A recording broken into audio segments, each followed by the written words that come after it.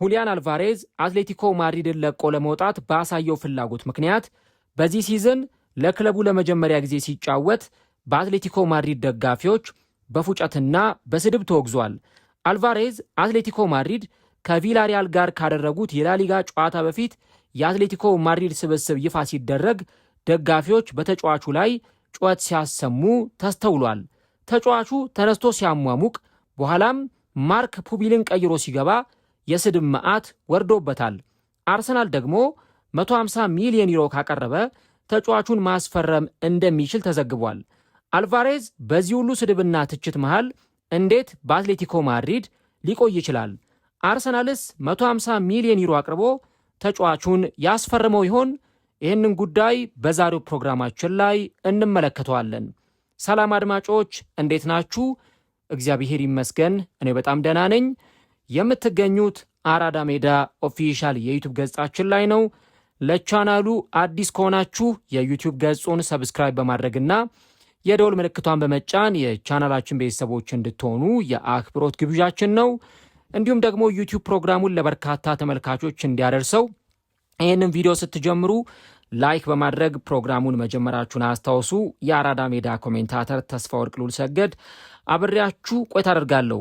ፈጣሪ ፈቅዶ በሌላ ፕሮግራም ከእናንተ ጋር ተገናኘን። በዚህኛው ፕሮግራማችን ላይ ደግሞ የሁሊያን አልቫሬዝን የዝውውር ጉዳይ የምንመለከተው ይሆናል ማለት ነው።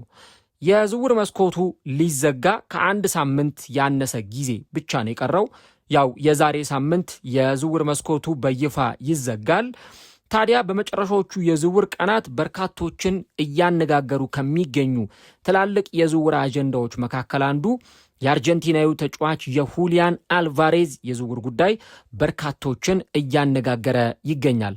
ያው ከዚህ ቀደም እንደምታውቁት ተጫዋቹ ከአትሌቲኮ ማድሪድ ለቆ ለመውጣት ፍላጎት እንዳለው፣ ባርሰሎና ተጫዋቹን ለማስፈረም ከፍተኛ የዝውውር እንቅስቃሴዎችን ሲያደርግ እንደነበር፣ በአንጻሩ ደግሞ የተጫዋቹ ክለብ አትሌቲኮ ማድሪድ ተጫዋቹን ለስፔን ክለቦች ለባርሰሎና፣ ለሪያል ማድሪድ ወይም በጥቅሉ ለየትኛውም የስፔን ክለብ የመሸጥ ምንም አይነት ፍላጎት እንደሌለው በተደጋጋሚ ጊዜ ሲዘገብ ቆይቷል። ታዲያ ትላንትና የተፈጠረው ነገር ደግሞ የአልቫሬዝን የዝውውር ጉዳይ በተመለከተ በርካታ ነውጥ ያስነሳና ምናልባትም ደግሞ ከዚህ በኋላ ተጫዋቹ በዚህ ክለብ ሊቆይ ይችላል ወይ የሚል ጥያቄ ለሚያነሱ ሰዎች የበለጠ ጥያቄውን ውስብስብ የሚያደርግ ጉዳይ ነበረ ትላንትና የተፈጠረው። ትላንትና እንግዲህ በስፔን ላሊጋ በዋንዳ ሜትሮፖሊታኖ አትሌቲኮ ማድሪድ ከቪላሪያል ጋር ጨዋታቸውን አከናውነው ነበር። ታዲያ ጨዋታው 2-2 ነበረ የተጠናቀቀው በአቻ ውጤት እና ትላንትና ልክ ጨዋታው ከመጀመሩ በፊት ሁሊያን አልቫሬዝ በስብስብ ውስጥ መካተቱ በርካቶችን ያነጋገረ ጉዳይ ነበር። ከቀናት በፊት የመጀመሪያ ሳምንት ጨዋታቸውን አትሌቲኮ ማድሪዶች ሲያከናውኑ አሰልጣኝ ዲዮጎ ሲሞኒ ተጫዋቹ ዝግጁ እንዳልሆነ በስብስብ ውስጥም እንደማይካተት አሰልጣኙ አስታውቀው ነበር። ነገር ግን በዚህ ጨዋታ በስብስቡ ላይ እንዲካተት አድርገውታል። ነገሩ ያን ማድረጋቸው ብቻ አልነበረም የሚያስገርመው። ልክ ጨዋታው ሊጀመር ሲል የአትሌቲኮ ማድሪድ ተጫዋቾች ስም ዝርዝር በትልቁ የስታዲየሙ ስክሪን ላይ በሚታይበትና ስማቸው በማይክራፎን በሚጠራበት ጊዜ ልክ የሁሉም ተጫዋቾች ስም ሲጠራ ደጋፊዎች ሲያጨበጭቡ ቆይተው ልክ የአልቫሬዝ ስም ሲጠራ ግን ደጋፊዎቹ ጩኸት ነበረ ያሰሙ የነበረው እና ጨዋታው ወደ 60ኛው ደቂቃ ገደማ ሲደርስ አልቫሬዝ ተነስቶ እንዲያሟሙቅ ይነገረውና ተነስቶ ያሟሙቃል። በዛ ሰዓት ላይ የአትሌቲኮ ማድሪድ ደጋፊዎች ክፉኛ ነበረ አልቫሬዝ ላይ ሲጮሁ የነበሩት። በኋላም 67ኛው ደቂቃ ላይ ማርክ ፑቢልን ቀይሮ ሲገባ ብዙ የአትሌቲኮ ማድሪድ ደጋፊዎች ተጫዋቹ ላይ ሲጮሁ ተጫዋቹን ሲሰርቡት ነበር። እንደውም አንዳንድ ደጋፊዎች ለቆ እንዲሄድ ንገሩት በማለት ሁሉ ስታዲየም ላይ ድምፃቸውን ሲያሰሙ ነበር እና ኳስ በነካ ቁጥር ሁሉ የገዛ ክለቡ ደጋፊዎች ሁሊያን አልቫሬዝ ላይ ሲጮሁበት እንደነበር ተስተውሏል። እና እንደውም ከዛ በኋላ ልክ አልቫሬዝ ሜዳውን አቆራርጦ በሚወጣበት ወደ መልበሻ ክፍል ኮሪደሩ ጋር በሚሄድበት ጊዜ ስካርፍ ሁሉ ሲወረወርበት እግሩን ነክታ ስካርፉ ስትወድቅም ጭምር ተመልክተን ነበርና አልቫሬዝን ደጋፊዎች አንቀረው የተፉት ይመስላል።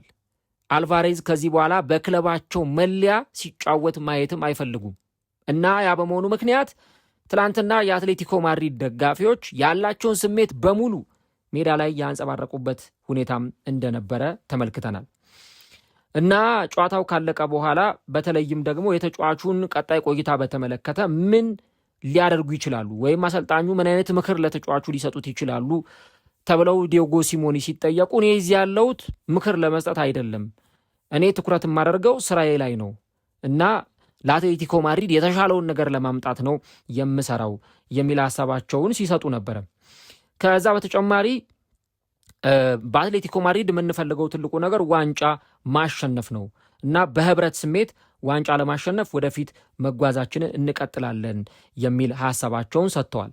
ከዛ ውጪ የአትሌቲኮ ማድሪዱ ግብ ጠባቂ ያን ኦብላክ ከዳዥን ቴሌቪዥን ጋር በነበረው ቆይታ ህብረት ያስፈልገናል፣ ሁሊያን አብሮን አለ እና ቡድናችንንም የሚረዳ ተጫዋች ነው፣ ስለዚህ ተጫዋቹን ልንደግፈው ይገባል። በእርግጥ እየተፈጠረ ያለው ነገር ለተጫዋቹ ምቾት የሚሰጥ አይደለም፣ ነገር ግን ነገሮች እንደሚስተካከሉና እሱም ደስተኛ እንደሚሆን ተስፋ አደርጋለሁ የሚል አስተያየት ነው የሰጠው።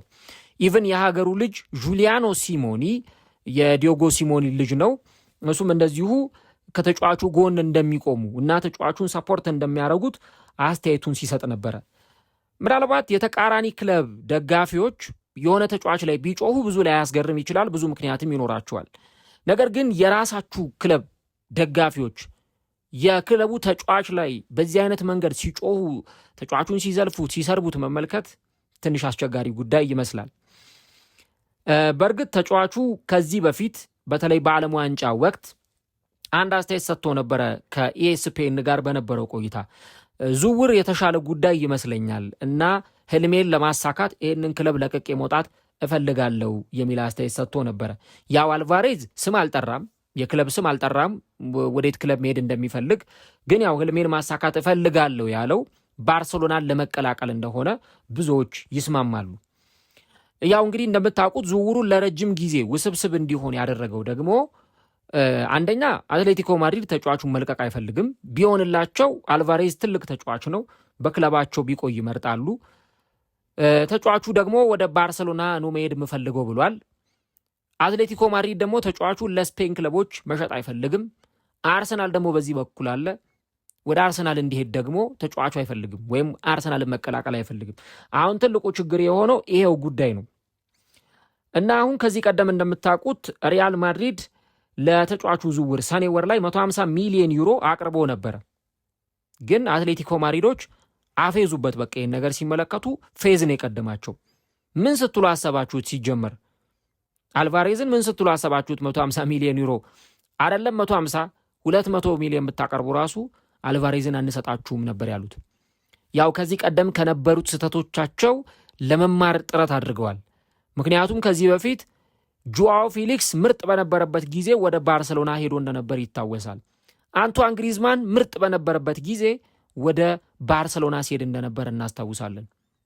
እና ያን ነገር በፍጹም ማድረግ አይፈልጉም። እንደውም አንቷን ግሪዝማን ከክለቡ ደጋፊዎች ጋር በእንባ በተሰነባበተበት ጊዜ በህይወቴ የሰራው ትልቁ ስህተት ወደ ባርሰሎና መሄዴ ነው፣ ወደ ባርሳ መሄድ አልነበረብኝም ብሎ ደጋፊዎቹንም ይቅርታ ሲጠይቅ ነበረ።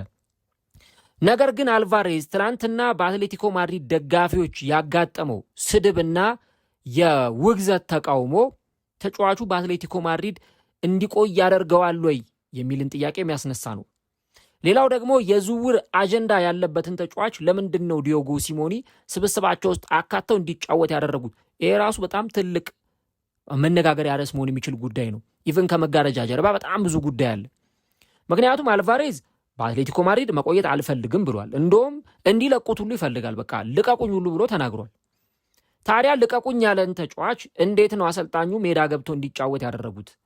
ምናልባት ተጫዋቹ ሲሰደብ ሲዘለፍ በዚህ ጩኸት ውስጥ በቃ መልቀቅ አለብኝ ብሎ ወስኖ ወደ አርሰናል እንዲሄድ ነው? ምንድን ነው ምክንያቱ የሚለው ነገር በጣም አጠያቂ ጉዳይ መሆኑን እናነሳለን። የተጫዋቹን ጉዳይ ለመፍታት ብዙ ጥረት ተደርጓል። ግን ተጫዋቹ እሺ በጄ የሚል አይነት አልሆነም። የባርሰሎና ስፖርቲንግ ዳይሬክተር ዴኮ ከተጫዋቹ ወኪሎች ጋር ለመነጋገር ከክለቡ የቺፍ ስካውቶች ወይም ደግሞ ከክለቡ ዳይሬክተር ዣኦ አማራል ጋር አብረው ወደ ማድሪድ ከተማም ተጉዘው ነበር። ተጫዋቹ ባርሴሎና መቀላቀል ይፈልጋል። ባርሴሎና ደግሞ ሮበርት ሌቫንዶቭስኪ ለቆ ከወጣበት ጊዜ በኋላ ያንን ቦታ በአልቫሬዝ ለመተካት ከፍተኛ ፍላጎት አላቸው። ትልቁ ችግር ግን በመካከል አትሌቲኮ ማድሪድ የተባለ ግድግዳ ቆሟል። አትሌቲኮ ማድሪድ መሃል ላይ ቆሞ ተጫዋቹ ወደ ባርሴሎና እንዳይሄድ አግዶታል። ተጫዋቹ ደግሞ በቃ ይሄ ለባርሴሎና የመጫወት ህልም፣ ለባርሴሎና የመጫወት ፍላጎት እንዳለው ተደጋጋሚ ጊዜ ስንሰማ ቆይተናል። አሁን ባርሴሎና ተጫዋቹን ለማስፈረም ስለፈለገ ወይ ደግሞ አልቫሬዝም ወደ ባርሴሎና ለመሄድ ስለፈለገ የሚፈጠር ምንም ነገር የለም አትሌቲኮ ማድሪድ እስካልፈቀደ ድረስ። ኢቨን አትሌቲኮ ማድሪድም አለቆም ተጫዋቹን በቃ ወዴትም ክለብ አይሄድም ካለ ምን ማድረግ ይቻላል? ምንም ማድረግ አይቻልም። ግን እስቲ ያስቡት ትላንትና በነበረው አትሞስፌር እንደዛ ትላንት ሲጮበት የነበረ ተጫዋች፣ እንደዛ ደጋፊዎች በቃ ሲሉበት የነበረ ተጫዋች እንዴት ነው በዚህ በሚያቃጥል የደጋፊዎች ትችት ውስጥ ለአንድ ዓመት ሊቆይ የሚችለው? ይህን ነገር ማሰብ በጣም አስቸጋሪ ይሆናል። አሁን ታዲያ በተለይ ለአትሌቲኮ ማድሪድ አመራሮች ቀረብ ያሉ ሰዎች ለዚህ አትሌቲክ እንደገለጹት ከሆነ አርሰናል ለተጫዋቹ ዝውውር 150 ሚሊዮን ዩሮ ካቀረበ አልቫሬዝን ማግኘት ይችላል የሚሉ መረጃዎችን ይዘው እየወጡ ይገኛሉ። የአልቫሬዝና የአርሰናልን ጉዳይ በደንብ ወደ በኋላ እንመለስበታለን። ግን ስለ ባርሰሎና አጠር ያለች ነገር ልንገራችሁ። ምንድን ነው የባርሰሎና ጉዳይ የሚለውን ስንመለከት ሲጀመር ያውቁታል። ባርሰሎናዎችም እንደማይፈርም ያውቁታል። አሁን የኔን ስሜት ብትጠይቁኝ አልቫሬዝ ባርሰሎናን ይቀላቀላል ብዬ አላስብም። ከዚህ በፊት የክለቡ ፕሬዚዳንት የአትሌቲኮ ማድሪዱ ፕሬዚዳንት የባርሰሎናውን ላፖርታን ጠቅሰው ሲናገሩ ነበር። እኔ ላፖርታ ጥሩ ጓደኛዬ ነው አሉ። ግን ላፖርታ ያውቃል አልቫሬዝ ቀጣይ ሲዝን የት ሊጫወት እንደሚችል ያውቃል፣ በባርሰሎናም ሊጫወት እንደማይችል ያውቃል ብለው ተናግሯል። ላፖርታ ደግሞ እንሞክራለን፣ የምንችለውን ያህል እንሞክራለን ተጫዋቹን ለማስፈረም፣ ግን ደግሞ አማራጮችንም ይዘናል ብለው ሲናገሩ ነበር። ምክንያቱም ባርሰሎና ፒውር ስትራይከር የለውም፣ የ9 ቁጥር ተጫዋች። ትላንት ራሱ ኤልቼን ሲያሸንፍ ራፊኛን ነው ያለ ቦታው በሜክሺፍት የ9 ቁጥር ቦታ ላይ ሲያጫውቱ የነበረው። ስለዚህ አጥቂ ለማስፈረም በባርሰሎና በኩል ከፍተኛ ፍላጎት አለ። ምክንያቱም የሚያጡት ትልቅ ተጫዋች ነው። ወደ ሜጀር ሊግ ሶከር ሄዶባቸዋል እድሜው በመግፋቱ ምክንያት ሮበርት ሌቫንዶቭስኪ። ስለዚህ ባርሰሎና ይህን ተጫዋች ለማስፈረም ቼዝ ማድረጉን ይቀጥላል አሁንም እስከ ዝውውሩ የመጨረሻው ጊዜ ድረስ። ነገር ግን በተለይም ከተለያዩ ሚዲያዎች ጋር ዴኮ በሚነጋገሩበት ጊዜ አሁንም በዝውውር መስኮት የመጨረሻዎቹ ጊዜያት ተጫዋች ለማስፈረም አጥቂ ለማስፈረም ከፍተኛ ጥረት እያደረጉ እንደሚገኙ ዴኮ ተናግሯል። ግን የኔን ሀሳብ የምትጠይቁኝ ከሆነ ተጫዋቹ ወደ ባርሰሎና ይሄዳል ብዬ አላስብም። እሺ ተጫዋቹ ወደ ባርሰሎና የማይሄድ ከሆነ ወደ አርሰናልስ ይሄዳሉ ወይ የሚል ጥያቄ ደግሞ ማንሳት ይኖርብናል። ወደ አርሰናል ይሄዳሉ ወይ ለሚለው ነገር አትሌቲኮ ማድሪድ ችግር የለበትም። አርሰናል የሚጠየቀውን ይክፈል እንጂ አይ ወደ ባርሰሎና እንዳይሄድ እንደከለከል ነው ሁሉ ወደ አርሰናልም እንዳይሄድ እንከለክለዋለን አይሉም። ምክንያቱም ምን ያገናኛቸዋል ከአርሰናል ጋር? እንደው ቻምፒየንስ ሊግ ላይ ቢገናኙ ነው፣ እሱንም አንድ ጨዋታ ወይ ሁለት ጨዋታ ቢገናኙ ነው፣ እሱንም በስንት ጊዜ አንዴ እጣ ድልድል አንድ ላይ አብሮ እንዲደርሳቸው ከሆነ ብቻ ነው አትሌቲክ ከአርሰናል ጋር ሊጫወት የሚችለው። ባርሳ ግን ቀጥተኛ ተቀናቃኛቸው ነው፣ ወይ ሪያል ማድሪድ ቀጥተኛ ተቀናቃኛቸው ነው። በዚህ ምክንያት ተጫዋቹን መሸጥ አይፈልጉም ለስፔን ክለቦች። ታዲያ አርሰናል 150 ሚሊዮን ዩሮ ካቀረበ ይህን ተጫዋች ማግኘት ይችላል። እንደውም በአትሌቲኮ ማድሪዱ ተጫዋች በአልቫሬዝ ካምፕ በባለፈው ሳምንት ንግግር ተደርጎ ነበረ። እንደውም ሐሙስ ዕለት ነው የሚሉት መረጃዎች። አንድሪያ ቤርታ ከአትሌቲኮ ማድሪዱ ተጫዋች ወኪሎች ጋር በካምፕ ውስጥ ንግግር ተደርጎ ነበረ። አሁን ትልቁ ጉዳይ አርሰናል የግራ መስመር አጥቂ ማስፈረም ይፈልጋል። ምክንያቱም ዞሊስ እዛ ቦታ ላይ ያለ፣ ግን ደግሞ ማርቲኔሊ ክለቡን ለቆ ሊወጣ ተቃርቧል። አሁን ወደ አልሂላል ይሄዳል የሚሉ መረጃዎች ይወጡ ነው። ቅድም በነበረኝ ፕሮግራም ላይ ነግሬያችኋለሁ። ስለዚህ አሁን ማርቲኔሊ የሚለቅ ከሆነ አልቫሬዝ እንዲፈርም አርሰናል ገፍቶ መሄዱ አይቀርም። ግን ደግሞ አርሰናል ገፍቶ ሊሄድ የሚችለው ተጫዋቹ አርሰናልን ለመቀላቀል ፈቃደኛ ሲሆን ብቻ ነው። አርሰናልን ለመቀላቀል አልቫሬዝ ፈቃደኛ ካልሆነ ነገሩ አስቸጋሪ ሊሆን ይችላል።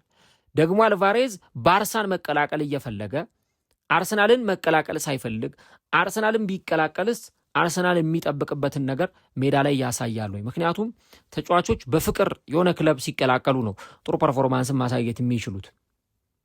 ስለዚህ አሁን የተጫዋቹ ጉዳይ ትንሽ ወሰብሰብ ብሏል። እኔ በትላንትናው አትሞስፌር አላቅም አልቫሬዝ እንዴት ሊጫወት እንደሚችል ከዚህ በኋላ በአትሌቲኮ ማድሪድ የሚቆይ ከሆነ እያንዳንዷን ኳስ በነካ ቁጥር የአትሌቲኮ ማድሪድ ደጋፊዎች ይጮውበታል። እንደው ወጥቶ ይቅርታ ካልጠየቀ በስተቀረ ወይ የቡድን ጓደኞቹን አሰልጣኙን ይቅርታ አድርጉልኝ በቃ አጥፍቻለሁ ብሎ ካልተናገረ በስተቀረ በትላንትናው አትሞስፌር አላውቅም ይሄን አንድ ዓመት እንዴት ሊዘልቅ እንደሚችል በጣም ከባድ ነው። የዝውውር መስኮቱ ደግሞ ቀጣይ ሳምንት ሴፕቴምበር 1 ነው የሚዘጋው። የቀረው ጊዜ አጭር ነው። ባርሳ ተጫዋቹን እንደማያስፈርም የሚገርመው እኮ ራሱ ተጫዋቹም ያውቋል። በቃ እንደማይፈቀድለት ወደ ባርሳ እንዲሄድ እንደማይፈቀድለት ያውቃል። ደግሞ ሌላ አንድ በጣም አስገራሚ ነገርም ነበረ። ከዚህ በፊት አትሌቲኮ ማድሪዶች ቃል ገብተውለት ነበረ የካቲት ወር ላይ ወደምትፈልገው ክለብ እንድትሄድ እንፈቅድልሃለን ብለውት ነበረ። ግን ችግሩ ከዛ በኋላ ቃላቸውን አላከበሩም ነው የአልቫሬዝ ትልቁ ሀሳብ የነበረው። እና አሁን የዝውውር መስኮቱ ሊጠናቀቅ አንድ ሳምንት በቀረው በዚህ ጊዜ ውስጥ ምን አዲስ ነገር ይፈጠራል? እንግዲህ በሚቀጥለው ሳምንት ማክሰኞ ቀን ነው የዝውውር መስኮቱ የሚዘጋው። እስከ ሰኞ ማታ ወይም ደግሞ ማክሰኞ ድረስ የዝውውር መስኮቱ ይዘጋል። ታዲያ በዚህ በጣም በቀረ አጭር ጊዜ ውስጥ አልቫሬዝ ምን ይወስናል? አሁን ውሳኔው ያለው በአልቫሬዝ እጅ ነው እና በተጫዋቹ ወኪሎች ነው። ተጫዋቹ ወደ አርሰናል ይሄዳለሁ ካለ ወደ አርሰናል ይሄዳል። አይ ወደ አርሰናል መሄድ አልፈልግም፣ አትሌቲኮ ማድሪድን መልቀቅ ነው የምፈልገው፣ ወደ ባርሳ ነው መሄድ የምፈልገው ካለ ደግሞ ያው ወደ ባርሳ እንደማይሄድ የታወቀ ነው። እነሱም አይለቁትም። ስለዚህ ያለው ብቸኛ አማራጭ እዛው አትሌቲኮ ማድሪድ መቆየት ነው። በዚህ ትችት፣ በዚህ ስድብ፣ በዚህ ሁሉ ተቃውሞ ደግሞ አልቫሬዝ በዋንዳ ሜትሮፖሊታኖ ይቆያል ወይ? ሌላ በጣም ትልቁ ጉዳይ ይሆናል እና ተጫዋቹ አሁን ባለው ሁኔታ ሁለት አማራጮች ብቻ ነው ያሉት፣ ወይ አርሰናል መቀላቀል ወይ ደግሞ በዛው በአትሌቲኮ ማድሪድ መቆየት። አሁን ደግሞ ሌሎች የመረጃ ምንጮች ለእኔ በእርግጥ ታማኝ የመረጃ ምንጮች አይደሉም፣ ግን ቼልሲም ወደዚህ ዝውውር እንደገባበት እየዘገቡ ነው ያሉት እና የአልቫሬዝ የዝውውር ጉዳይ እስከ መጨረሻዎቹ ሰዓታት የዝውውር የዴድላይን ሰዓታት እንደተገፋ ነው አሁን መመልከት የሚቻለው እና የአልቫሬዝን ጉዳይ በተመለከተ እንዲህ ያሉ ጉዳዮች ይወጡ ይገኛሉ። እናንተስ ምን ሐሳብ አላችሁ? አልቫሬዝ ባርሰሎናን ይቀላቀላል ብላችሁ ታስባላችሁ? ወይስ ለተጫዋቹ የሚበጀው የቱ ነው? በአትሌቲኮ ማድሪድ መቆየት ወይስ ደግሞ ወደ ማይፈልገው ክለብ መቀላቀል ወደ ማይፈልገው ክለብ ወደ አርሰናል ቢመጣ የተሻለ ነው ብላችሁ ታስባላችሁ? ኮሜንት ላይ ሐሳቦቻችሁን አስቀምጡልን። ግን ውሎ ሲያድር የማይቀየር ሐሳብ የለም። አልቫሬዝ ዛሬ አርሰናልን መቀላቀል አይፈልግም ማለት ነገ ፍላጎቱን አይቀይርም ማለት አይደለም። ያው ውሎ ሲያድር ትራስ ሲነካው በደንብ ሲያስብበት ሐሳቡ ሊቀይር ይችላል። ስለዚህ ነገሮችን ምናልባት በትዕግስት እንድንመለከት የሚያደርጉን ቀጣይ ጊዜያት ሊኖሩ ይችላሉ። አሁን ባለው ከረንት ሲቹዌሽን ነባራዊ ሁኔታ ግን ሁሊያን አልቫሬዝ በአትሌቲኮ ማድሪድ መቆየት አይፈልግም። መቀላቀል የሚፈልገው ደግሞ ባርሰሎናን ብቻ ነው። አትሌቲኮ ማድሪድ ደግሞ አይናችን እያየ ይህን ተጫዋች ለስፔን ክለብ አንሸጥም፣ ወላ ባርሰሎና ወላ ማን ሆነ ለማንም አንሸጥም እያሉ ነው። ስለዚህ አርሰናል አሁን ገፍቶ መሄድ እና አንድሪያ ቤርታ እና አርቴታ በተለይ አንድሪያ ቤርታ አልቫሬዝን ያውቀዋል። በ2022 ከማንቸስተር ሲቲ ወደ አትሌቲኮ ማድሪድ በ2022 ወይ 23 ወደ አትሌቲኮ ማድሪድ እንዲሄድ ያደረገው እሱ ነው እና አንድሪያ ቤርታ እና አርቴታ በደንብ ተጫዋቹን ማሳመን ይጠበቅባቸዋል። ለማንኛውም ቀጣዮቹ የዝውውር ቀናት እጅግ በጣም በጉጉት ይጠበቃሉ። አልቫሬዝ በአትሌቲኮ ማድሪድ ይቆያል ወይስ አርሰናልን ይቀላቀላል? ቀጣዮቹ የዝውውር ጊዜያት ለዚህ ጉዳይ ምላሽ የሚሰጡን ይሆናል ማለት ነው።